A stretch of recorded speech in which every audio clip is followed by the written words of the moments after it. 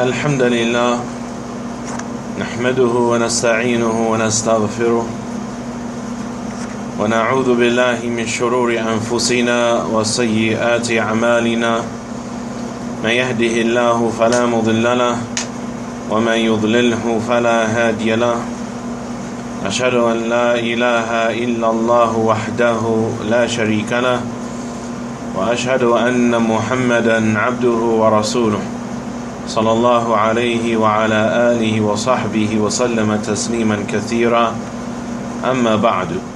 We continue today with our reading from the book Fadhl al-Islaam by its author, the Imam al-Mujaddid al-Muslih Muhammad ibn Abdul Wahhab al-Tamimi rahimahullah ta'ala,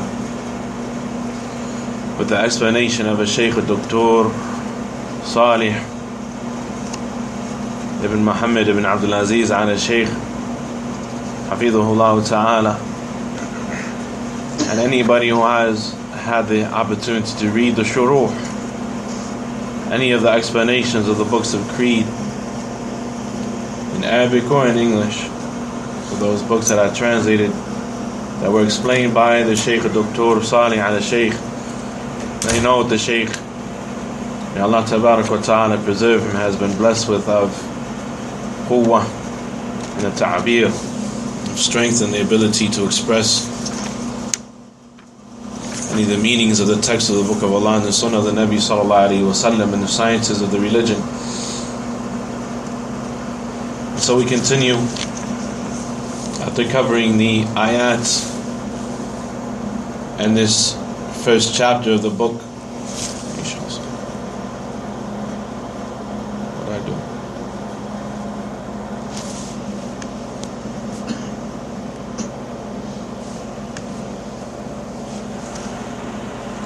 We continued with the ahadith, bounty of Islam and the benefit of Islam for the people of Islam.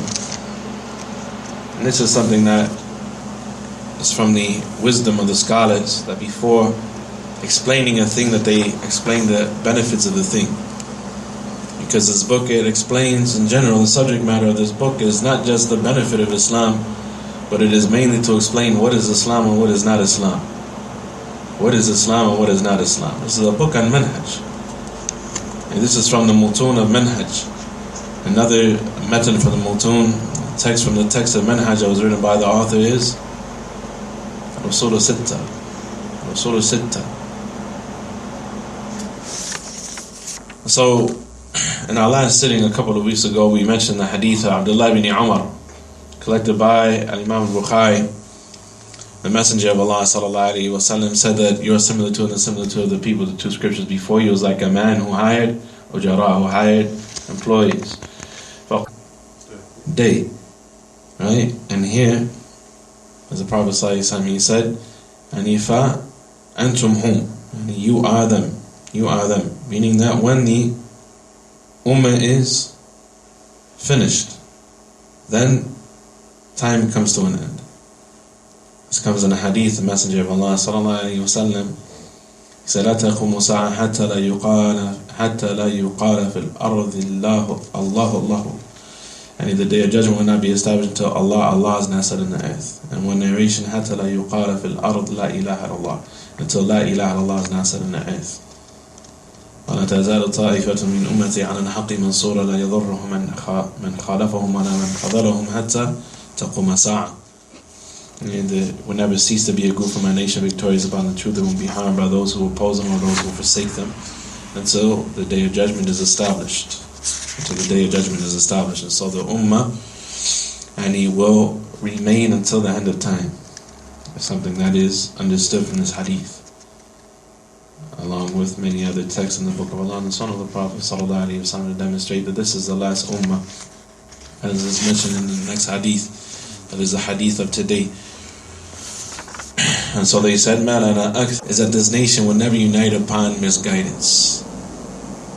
This nation will never unite upon misguidance. That's a tremendous statement.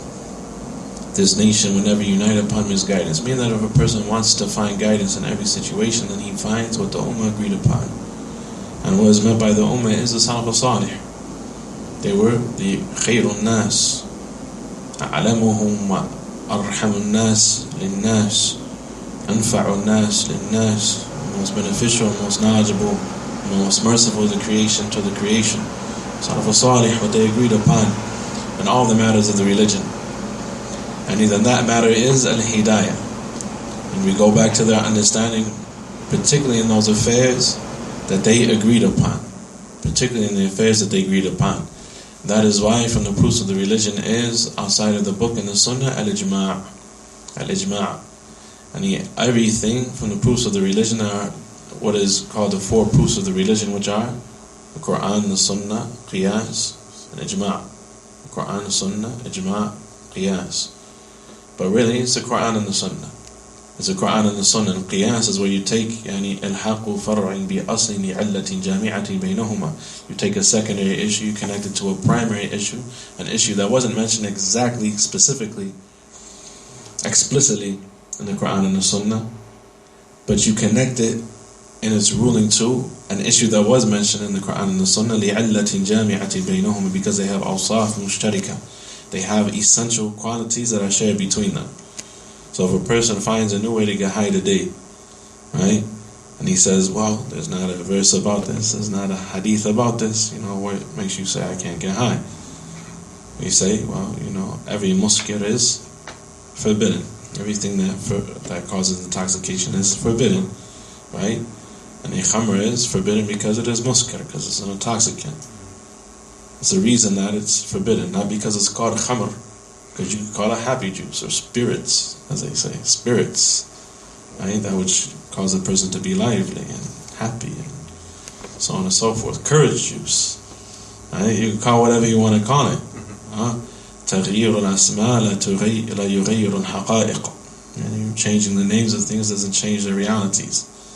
Doesn't change the reality of a thing. But anything that has that qiyas in the matters of creed, and those matters that are mansus, there's no qiyas عند وجود النص. There's no ijtihad or qiyas where a text is present. If a person has a text and they had taken a position based upon qiyas, based upon analytical deduction, so on and so forth, and then they found that there was a text contrary to what they said, there's many tremendous narrations that we find an Imam al-Darimi rahimahullah ta'ala and his Sunan, and many of the scholars, Ibn Abd al-Barr and Jami' Bayan al-Ilm Fadlihi and others, they mention the statements of the Salaf and warning against opinions. They mention all sorts of examples from the religion that if we were to say the religion is built upon opinions, then why is this the case, and why is that the case, and why is this the case, and why is that the case, right? But the logic, it has its parameters, it has its place in the religion, it is not excluded from the religion, so on and so forth, but it cannot be used where there is a text available. So from the proofs of the religion is al-ijma', the consensus. لا تجتمع أمتي على ضلالة hadith. My nation will not agree upon ضلالة. My nation will not agree upon ضلالة. So if a person wants to find guidance, and they go to what the Ummah agreed upon. So when you go to the books of creed, you go to the creed of Imam Bukhari, for example, the creed of al-Raziyain, the creed of al-Harb al-Karamani rahimahullah ta'ala, and they begin their creed by saying, Imam Bukhari, he said, I went to this land, and this land, and this land, and this land. Starts to name all the cities and the territories of the Muslims where his teachers, his mashayikh were from the people of hadith. He said, I met so and so and so and so and so and so and so and so and so and so. I went to this land this many times, that land this many times, over the course of this many years. And over the course of that many years, I went to this city that's allowed to come there after and guess and dismiss this and accept this and reject that and reinterpret this and so on and so forth. And so if a person wants to be upon guidance, then he has something very simple. A person can have a double master's and a doctorate degree in whatever, right? And he can be أَضَلُّ مِنْ بَعِيرِ أَهْلِهِ. He can be more astray than a domesticated donkey. And he thinks that his worldly knowledge qualifies him to speak about the religion of Allah Tabarak wa Ta'ala Jalla fi Ula. He thinks that, and because he gets accolades from his cronies and so on and so forth, and everybody, they give him the rah-rah sisbumba, and they cheer him on and so on and so forth, and they call him Shaykh. He must be the scarcity of hadith, because of the scarcity of hadith. And it doesn't mean that in this time that there was really a scarcity of hadith in the city, but because in that time you have people like Shu'ab and Hajjaj and others, Imams of the Sunnah, so on and so forth, they're Rahalun, traveled from city to city, land to land, collecting the hadith of the Prophet ﷺ. But they weren't spread like they were in other places, like in Medina and other places. And this Imam, because he spoke a lot with his opinions, and many of the people in his time, they refuted him and warned against some of his positions, so on and so forth. When he died, some of the Imams of the Sunnah's time made sajda to shukr. One of them was in the marketplace, and this scholar died, and one of the Imams of the Sunnah made sajda to shukr. It comes in the hadith, in the statement of Khalal, Kitab al-Sunnah. He made sajda to forth, and I want to invite you to give the khutbah in our masjid, and to the end of it, and all these differences that we all have between ourselves, we just need to put aside, because Islam belongs to the people. I said Islam belongs to the people. I said Islam belongs to Allah. Islam belongs to Allah. And the Quran is from Allah. Minhu bada wa ilayhi ya'ud. Islam belongs to the people. It's my property. If it's my property, atasarrafu fi mulki kama asha. I do with my property like I want. If I want to put rims on my car, if I want to put tints on my windows, right? If I want to, whatever. If I want to put an addition on my home, if I want to, plant some flowers in my front yard, right? I can do that, right? Because it's mine. Right? It's mine. I can do with what I have, whatever I want to do with it, right? If I want my kids to wear any clothes that they hate but I think are adorable, like the women do to the kids, make them wear things that they hate to wear. Okay, well, your kids are under your care. You can make them dress how you, as long as it's in the bounds of the Sharia, even if they don't like what they're wearing, right? But not my religion. Not my religion. I can't just do with my religion whatever I want to do with my religion. What kind of statement is that? That person would say Islam belongs to the people. He didn't like my response. Whatever the case. So we move on. The Shaykh saw that, and he mentions, this is from the Fadhl al-Islaam, that the Ummah will not unite upon this, guys. This takes us into the next hadith. وَالْمَقْصُودُ بِهَا أُمَّةُ الْمُؤْمِنِينَ الْمُتَمَسِّكِينَ بِمَا كَانَ عَلَيْهِ النَّبِي صَلَى اللَّهُ عَلَيْهِ وَسَلَّمَ. What is meant by that are the believing community that are holding fast what the Prophet ﷺ was upon. فَإِنَّا لَا تَجْتَمِعُ عَلَى ضَلَالَةٍ, because it would never agree upon misguidance. As Allah Tabarak wa Ta'ala said, وَمَنْ يُشَاقِقَ الرَّسُولَ مِنْ بَعْدِ مَا تَبَيَّنَ لَهُ الْهُدَى وَيَتَّبِعْ غَيْرَ سَبِيلِ الْمُؤْمِنِينَ وَلِّهِ مَا تَوَلَّى وَنُصْلِهِ جَهَنَّمَ وَسَاءَتْ مَصِيرًا. Whoever yushaqiq, opposes the Prophet ﷺ, after guidance has been made clear to him, and follows a way other than the way of the believers, and we will leave him to what he chose for himself and place him in the fire. And in here, the sabil al-mu'mineen, the way of the believers, this is ijma'.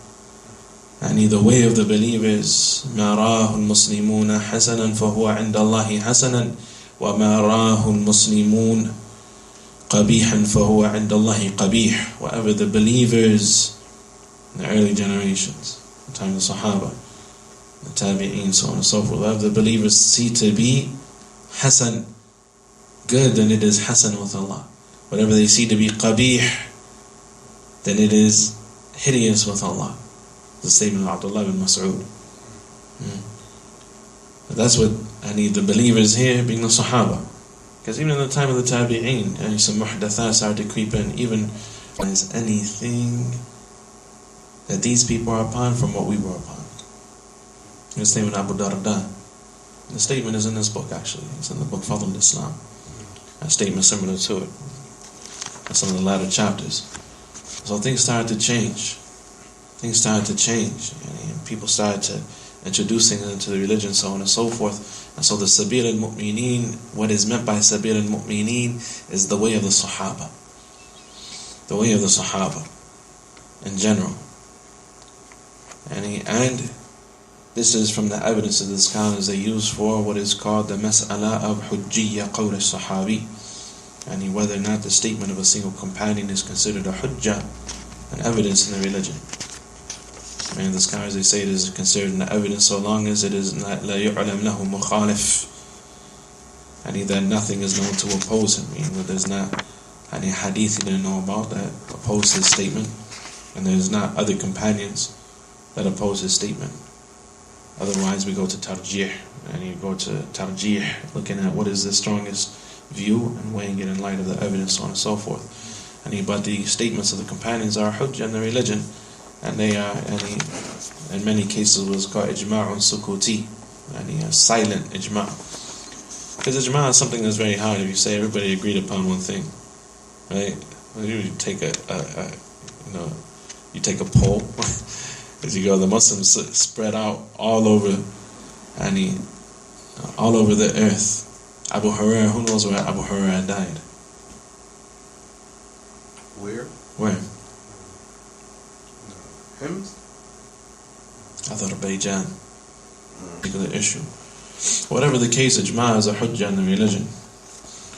And this is from the rahmah of Allah tabarak wa ta'ala upon the Ummah of Muhammad sallallahu alayhi wa sallam. The Shaykh, he mentioned something important. He says, after quoting the hadith, وَدَلَّ هَذَا عَلَى أَنَ الْمُسْلِمْ يُمْكِنَ أن يعصم نفسه من الضلال بأن يلتزم بما أجمعت عليه الأمة. This proves to us that the Muslim is possible for him to protect himself from his guidance. By doing what? By adhering to what the Ummah agreed upon unanimously. وَدَلَّ هَذَا عَلَى أَنَ الْمُسْلِمْ يُمْكِنَ أن يعصم نفسه يعني يلتزم بما أجمعت عليه الأمة. فمن التزم في العقيدة بما أجمعت عليه الأمة عند حلول الأقوال المختلفة والأهواء المتبينة فإنه على سبيل النجاة. He says, so, for example, in the affairs of creed, affairs of belief, whoever holds fast, and the affairs of creed are the asl of Islam. They are the core, they are the foundation of Islam. And the Islam, Iman, is like a structure. It's like a structure, it has a foundation, it has its various parts and its various elements. It is like a tree.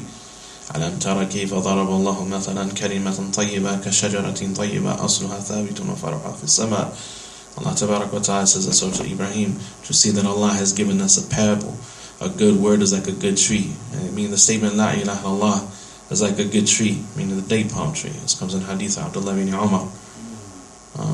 It's like a good tree. أَصْلُهَا ثَابِتٌ وَفَرْعُهَا فِي السَّمَاءِ. And its root is firmly planted. Its roots are firmly, its base and its roots are firmly planted, and its branches extend to the heavens. Right? What is the asl of the religion? The asl, as is mentioned in the books of creed, is the affairs of belief. الإيمان بالله وملائكته وكتبه ورسله واليوم الآخر والقدر خيره وشره من الله تبارك وتعالى. And these affairs, they are the creed of Ahl Sunnah wal Jama'ah. Everything in the creed of Ahl Sunnah goes back to these affairs and to loving and hating for the sake of Allah Tabarak wa Ta'ala based upon these affairs.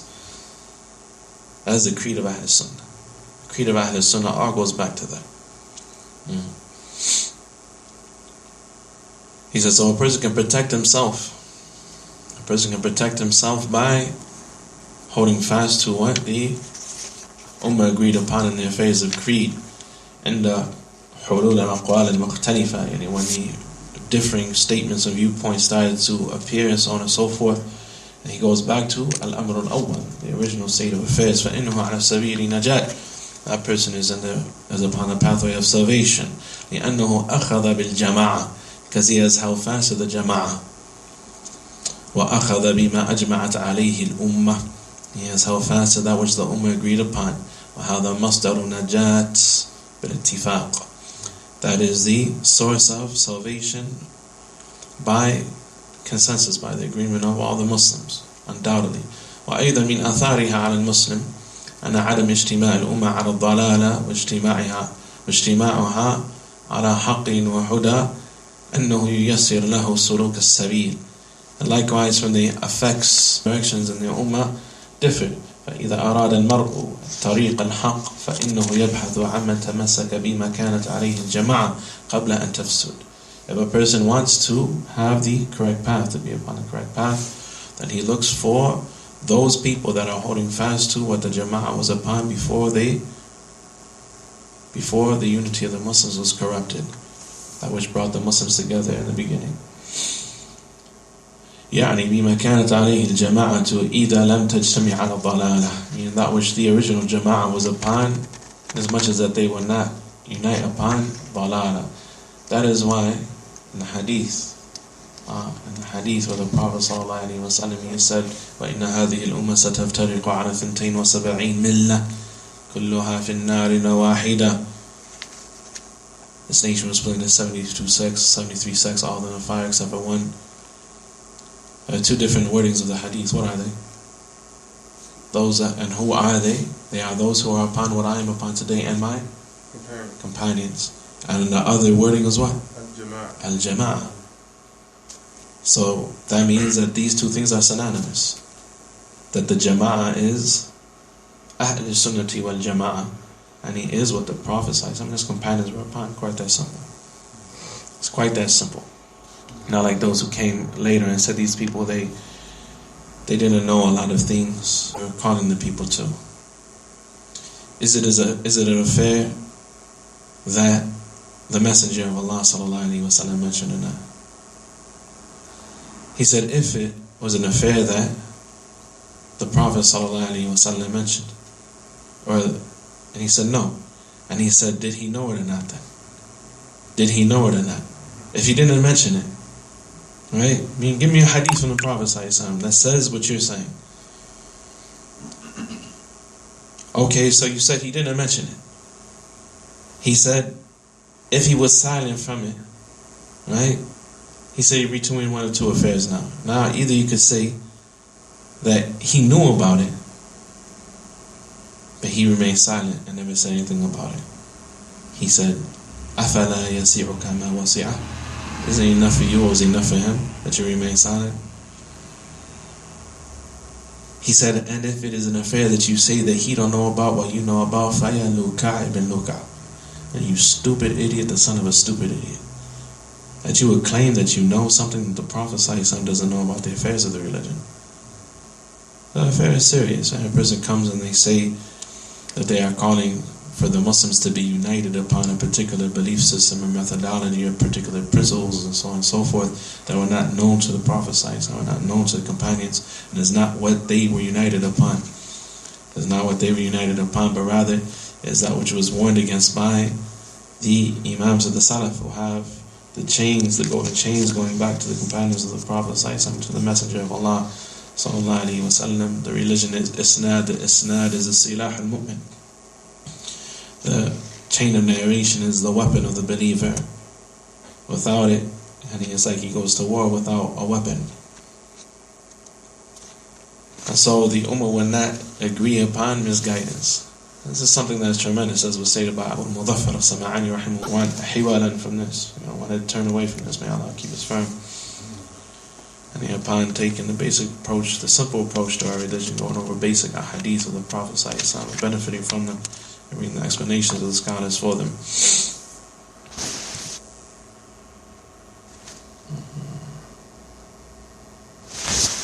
Let's go to the hadith. وفيه أيضا عن أبي هريرة رضي الله عنه قال قال رسول الله صلى الله عليه وسلم.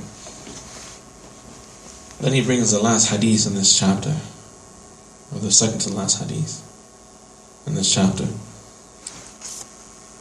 It was collected by al-Imam Muslim, the hadith of Abdurrahman ibn Sakhr al-Dawsi, Abi Hurairah, who died where?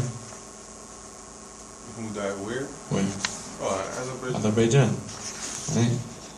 Abu Hurairah said the Messenger of Allah sallallahu alaihi wasallam said that Allah tabaraka wa ta'ala adalla 'ala al-jumu'ati man kana qablana. Allah tabaraka wa ta'ala caused those before us to stray from observing the day of Jumu'ah, stray away from being able to even identify what day was the day that they were to worship Allah tabaraka wa ta'ala with a special congregation, Jumu'ah, from the word Jama'ah. Jama'ah, to bring together. Salatun Jama'ah, Salatul Jumu'ah, and the salat of coming together as a weekly congregation. Allah Tabaraka wa Ta'ala caused the previous nations to stray from observing the day of Jummah. فَكَانَ لِلْيَهُودِ يَوْمُ السَّبْتِ وَالنَّصَارَى يَوْمُ الْأَحَدِ فَجَاءَ اللَّهُ بِنَا. The Jews, they had Sabt. It's called Sabt and not Saturday. It's Saturday. And as we'll come to see, misguidance is not necessarily a qadh. It's not necessarily always a criticism. If a person is wrong in general, he is misguided in an affair. He's misguided in an affair. Allah Tabaraka wa Ta'ala did not tell the other nations what day it was. He told us what day it is. They chose their days based upon their best ijtihad that they can make. The best ijtihad that they can make, and Allah Tabaraka wa Ta'ala, because He wanted to honor this nation, guided us to the day of Jummah. But it is possible that they could agree upon mistake and error and so on and so forth. While this ummah was saved from that. And this doesn't mean that they were athimun, that they were sinful for doing so, or that they are criticized for doing so. But it does show us that it is possible for the previous nations to agree upon a mistake. So this is from the things that it shows us. Likewise, it shows us the bounty of Allah, not just upon the Muslims in this world, but also in the hereafter. So it's a tremendous hadith. And when the scholars mention the narrations under the chapter headings that they mention them under, we should appreciate what is being said. If somebody was to say to you, go and find me 4 verses, 3 hadith, and a statement of the Salaf about the Fadhl al-Islaam, or you would choose, or what the scholar chooses, it would be much different. From everything that the scholar knows and all the knowledge the scholar has, and from the sign of Sariqat al-Aql, of the person having a strong, pristine mind, is Husn al-Intiqa, is choosing the best things to use in every context. And so the scholars, alhamdulillah, when you see what they mention from the narration, so on and so forth, they probably had tens of narrations that they could have mentioned. Right? They could probably he could probably have wrote an entire book just about all the hadith about the Fadhl of Islam. But this is just a chapter to lead us into any of the other chapters of the book about the obligation of following Islam, and what is Islam and what opposes Islam, and so on and so forth. So this hadith, it shows us the Fadhl of Islam upon the people of Islam, the Fadhl of Allah, because the Fadhl of Islam is from Allah. The Fadhl of Allah upon the people of Islam in this world and in hereafter. That they are guided in this world, and that they are prosperous in the hereafter, as we see in the hadith.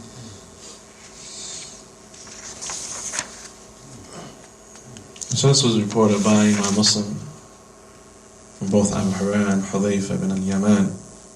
Hudhayfa ibn al-Yaman radiyallahu anhuma, may Allah have mercy upon Hudhayfa and al-Yaman, who was from the Sahaba. Father of Hudhayfa and his mother were from the Sahabi, or from the Sahaba of the Messenger of Sallallahu Alaihi Wasallam. وقوله هنا عليه الصلاة والسلام أضل الله عن الجمعة من كان قبلنا. What the Prophet ﷺ says here, that Allah caused the nations before us, those that came before us, to stray regarding the day of Jummah.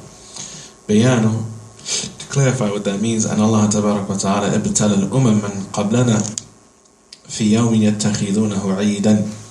Allah tested the previous nations that came before us as regards the day that they would take as the weekly Eid. Jummah is the Eid.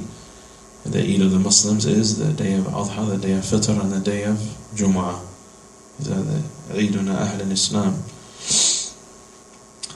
He said, فَأَمَرَهُمْ بِيَوْمٍ وَعَمَ ذَلِكَ الْيَوْمَ عَلَيْهِمْ فَاجْتَمَعُوا فِيهِ. So he ordered them to assemble on a day, but he prevented them from being able to see which day it was, to know which day it was. And so they gathered in a day.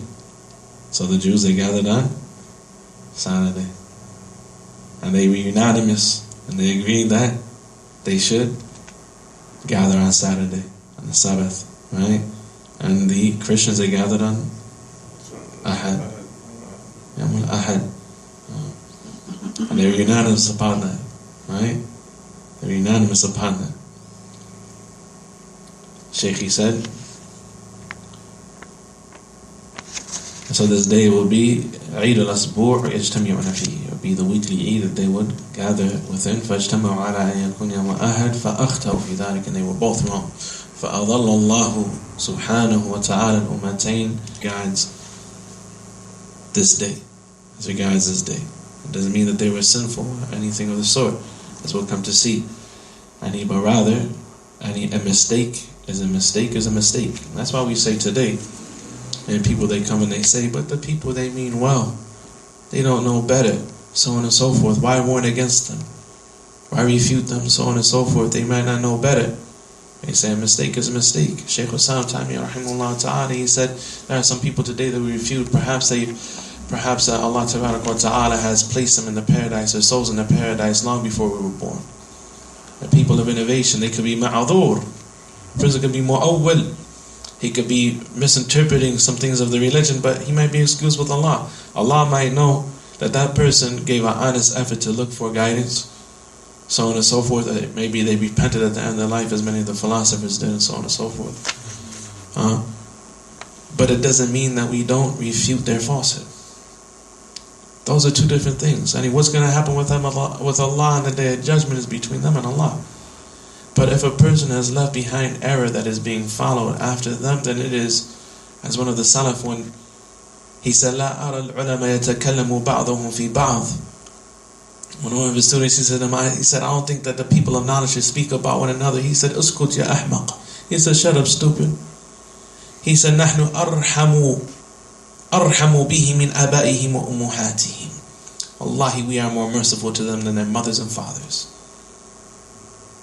And it's a mercy. A person is being followed in error, so on and so forth, and their error is being warned against, so that people don't follow them in error, so that they don't come. Man sanna fil islami sunnatan sayyi'ah fa'alayhi wizruha wa wizru man amila biha ila yawm al-qiyamah.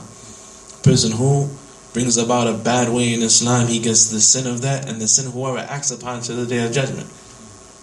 Person will be grateful that somebody cleaned up behind them some mistakes that they had made, and so on and so forth.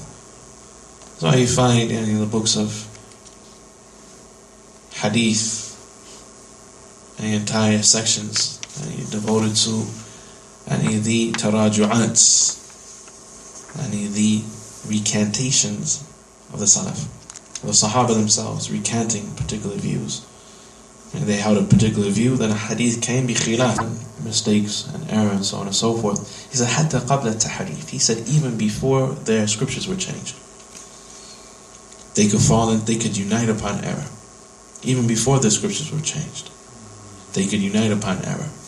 وَأَنَّ اللَّهَ عَزَّ وَجَلَّ يُضِلُّ أُمَمًا بِمَحْضِ حِكْمَتِهِ. And that Allah, by His purely by His wisdom, can set entire nations astray. بِمَا عَمِلُوهُ, as regards what they are doing. أَوْ لِيَكُونَ الْفَضْلُ لِغَيْرِهِمْ عَلَيْهِمْ, or that Allah Ta'ala can keep certain nations from having acted upon things, so that the nation that came after them would have a superiority and a virtue over them. As is the case with the Ummah of Muhammad sallallahu alaihi wasallam. وَهَذَا مِنَ الْإِبْتِلَاءِ الَّذِي ظَهَرَ بِهِ فَضْلُ هَذِهِ الْأُمَّةِ وَسَابِقَتُهَا مَعَ كَوْنِهَا أُمَّةً مُتَأَخِّرَةً فِي الزَّمَانِ.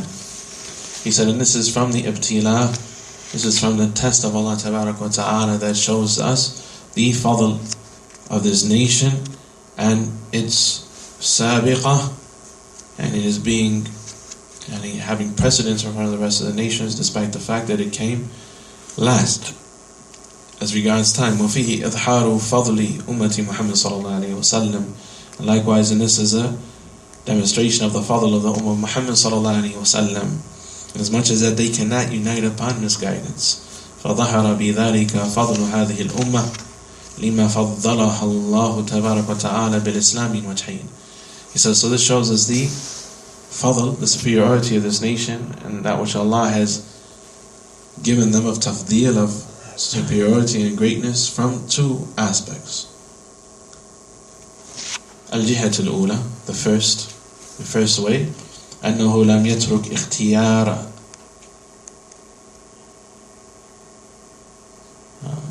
the type of أنه لم يترك الاختيار لهم. I should say اختيارهم لليوم بل أمرهم به معين. Transactions and marriage and divorce and to the end of it, those things are mandatory for him to know. So when he is confronted with a situation, then he can, and if he needs to make ijtihad, he doesn't have him to ask, he has to make a split-second type of decision, so on and so forth. At least he has something to base it upon, right? But ijtihad is بَذْلُ الْوُسْعِ لِلْوُصُولِ إِلَى الْحَقِّ. It is بَذْلُ الْوُسْعِ لِلْوُصُولِ إِلَى الْحَقِّ, is a person giving their best effort at arriving at the truth. A person, they give their best effort at arriving at the truth. And so to the extent of their knowledge, they give the best effort that they can. If it is something that's muwassa', that they have time to deal with, so on and so forth, then they ask those who may know, or they ask those who may know, what the scholars have said about the likes of these affairs. They have the ability, they ask those people to ask the scholars. Ask the scholars for us, right? That's called ijtihad, no matter what the case, right? So even if a person, he's asking the scholar to make ijtihad, but his going to the scholar is ijtihad on his part, right? Because he is exerting al-juhd. He's exerting his effort, the best of his effort to arrive at the truth. To arrive at what? Not what's easy for him, not what's most convenient for him. He's trying to arrive at the truth, right? So then he looks at what is the most correct viewpoint in the religion, so on and so forth, and he has three things that he can go to. There's three things that he can do. One, he is confronted with a situation that there are different views in the religion about. Meaning that, or we say there are different views with the scholars about, because the truth in every situation is one, la yata'addad, in issues of fiqh. Right? In issues of fiqh, a person may be confused, what to do in a particular matter, particular business transaction, so on and so forth. These sorts of things, people are confronted with things on a regular basis. So, if he knows that the scholars have spoken about a thing, and he gets to that point, Allahu Akbar, Allah.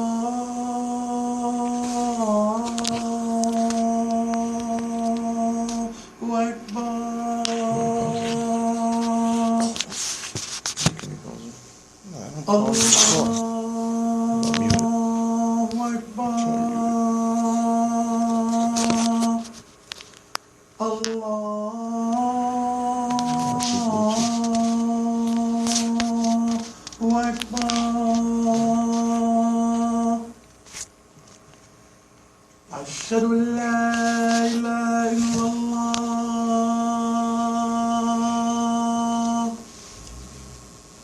أشهد أن لا إله إلا الله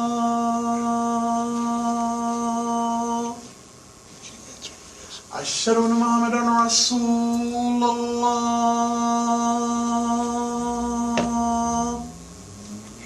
أشهد أن محمدا رسول الله حي على الصلاة حي على الصلاة حي على الفلاح حي على الفلاح الله أكبر. Akbar, that which is great and that which is most great, right? Akbar. We say Akbar when you're putting an alif after the ba. You're changing the spelling, and so that makes it an entirely different word. To the point that the scholars, they say that it's a statement of kufr, not that a person has committed kufr. Now, if a person does it knowingly, knowing what it means, right, and then persist upon it, it's a serious affair. But just the next time you make the adhan, don't, you just be careful. Try to stop yourself from saying Akbar like that. Al-jihatu thaniya, and the second way that this hadith demonstrates to us the fadl of Islam, Allah's bounty, by giving this ummah Islam, is that Allah tabarak wa ta'ala an'ama ala hadhihi al-ummah bi annaha la tajtami'u ala dalalah. And as was mentioned before, that Allah blessed this nation, that it would not agree upon misguidance. This hadith is what's called Hasan li ghayrihi, and it is Hasan because of its different chains of narration strengthening one another, even though the chains by themselves are weak. Some of them are very weak, and he put in light of one another, they raised it to the level of authenticity and acceptability that this nation will not agree upon misguidance. فهذه الأمة خصت بعدم اجتماعها على ضلالة. So this nation was specifically blessed with the gift of not uniting upon misguidance. وبأن الله عز وجل لم يكلها إلى نفسها. And Allah did not entrust them to themselves. بل بين لها الدين. Allah clarified the religion to this ummah. وأتم عليهم النعمة. He completed the ni'mah upon them. He completed the ni'mah upon them, as was mentioned in the first verse that this book began with. اليوم أكملت لكم دينكم وأتممت عليكم نعمتي ورضيت لكم الإسلام دينا. He said, وكما سبق فإن دينا رضيه الله جملة وتفصيلا واجب على عباد يرضوه هم. And I was taking my notes quickly, so I miswrote something here. For verily a religion that is pleased, that Allah is pleased with, jumlatan wa tafsilan, in a broad sense and in a detailed sense, that every aspect, every facet of Islam, every detail of Islam is something Allah is pleased with. He said that it is mandatory upon the slaves and yarduhum, not yarduhum. And what I wrote is that they please Allah by following it, or something of the sort. Is that they are pleased with it, is what it should say. That they are pleased with it. And it is mandatory for the people to be pleased with what Allah is pleased with. إِذْ رَضِيَهُ اللَّهُ عَزَّ وَجَلَّ لِلْعِبَادِ أَنْ يَدِينُوا بِهِ وَيَسْتَسْلِمُوا لَهُ سُبْحَانَهُ وَتَعَالَى بِهَذَا الدِّينِ. Which is that Allah Tabarak wa Ta'ala is pleased with His slaves that they practice this as their religion and they surrender to Allah Tabarak wa Ta'ala through this religion. وفي قوله عليه الصلاة والسلام فهدانا ليوم الجمعة. In the statement of the Prophet ﷺ, Allah guided us to the day of Jum'ah. And the word al-hidayah ما كان عن اجتهاد وما كان عن غير اجتهاد. And it includes that which is done by ijtihad and that which is not done by ijtihad. And ijtihad is where a person doesn't know something definitive in the issue and he gives his best effort and he, on the basis of what he knows, to arrive at the truth and to ask those he knows, those who may know, and so on and so forth. فالله عز وجل هدى هذه الأمة فيما أمره به وفيما نهاهم عنه. And Allah guided this nation as regards what He ordered them and forbade them. لأن هذا من الهداية العظيمة ألا توكل في أشياء كثيرة أنفسها واجتهادها. And it is from the tremendous guidance of Allah that they are not left to themselves and to their own ijtihad in many affairs of the religion. And in the most important affairs of the religion, then the texts are clear as regards the affairs of belief and the affairs of worship and so on and so forth. بل هداها الله بتفاصيل الأحكام. Rather, Allah guided them with the tafasil, with the details of the ahkam.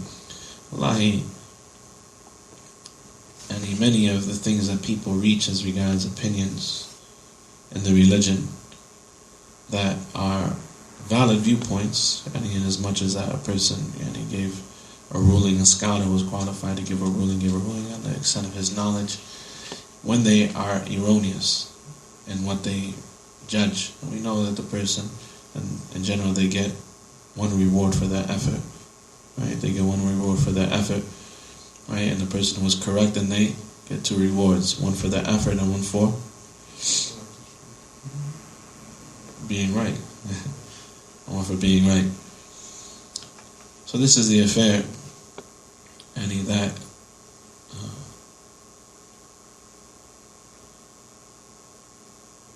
I lost my point, what I was saying. So وَهَذَا مِنْ جُمْلَةِ مَا يَدْخُلُ فِي قَوْلِهِ تَعَالَى. So this is from the generality of what was mentioned in the statement of the Prophet ﷺ. فَجَاءَ اللَّهُ بِنَا فَهَدَانَا لِيَوْمِ الْجُمْعَةِ. So Allah brought us forward and He guides us to the day of Jum'ah. What I was saying is that those affairs of the scholars are wrong in many situations. In many situations, there are authentic narrations. And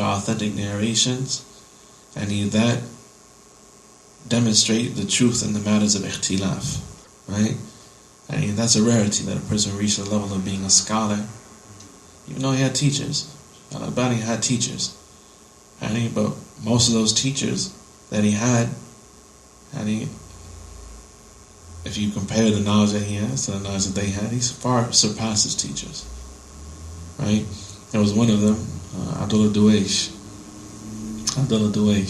the scholar. He was the first to write a refutation against Sayyid Qutb, long before Shaykh Rabi. He wrote a refutation of Fi Dilal al-Quran, the book of misguidance of Sayyid Qutb, his tafsir of the Quran.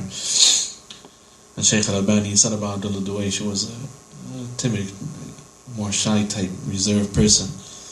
He said, "Anta a'lamu minni wa ana ajra'u mink." He said, "You are more knowledgeable than me, Shaykh Abdullah, but I am more audacious than you." You're more knowledgeable than me, but I'm... That's tremendous. So we have the little book, right? You get a book and it's like, you fall asleep, you drop the book, right? You say, I'm going to get back to that, SubhanAllah, this book, Mulakhash Sifa Salat Nabi, it's about this thick, right? It's like this, right? There's a bigger version that's about this, about yay thick, right? The Arabic and even the English, right? It's about yay thick, right? The smaller version is like this thick, right? And this is just cut and dry, simple issues. Just bringing... It's a talkhis, and it's a summary, right? The initial book is bunches, right? The people they used to... When this book came out, it was such a gem to the people of the Sunnah that people went across borders with boxes, like carloads full of boxes of this book to disseminate for free, to share in the reward. And this is a book that was a time of celebration for the people of the Sunnah. So now we can pray closer to the prayer of the Prophet ﷺ, right?